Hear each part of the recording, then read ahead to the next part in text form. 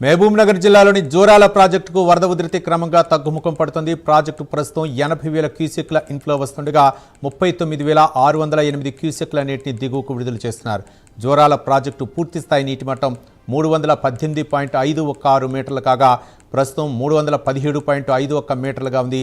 Project పూర్తిస్థాయి నీటి నిల్వ సామర్థ్యం 9.657 టీఎంసీలు కాగా ప్రస్తుతం 7.663 టీఎంసీల నీరు నిల్వ ఉంది. మరోవైపు ఎగువ దిగువ జోరాల జల విద్యుత్ కేంద్రాల్లో విద్యుత్ ఉత్పత్తి కొనసాగుతుంది. మొత్తం 11 యూనిట్ల ద్వారా 434 మెగావాట్ల విద్యుత్తును ఉత్పత్తి చేస్తున్నారు. వరద ప్రవాహం తగ్గుతున్న తరుణంలో ప్రాజెక్టు అధికారులు పరిస్థితిని ఎప్పటికప్పుడు పర్యవేక్షిస్తున్నారు.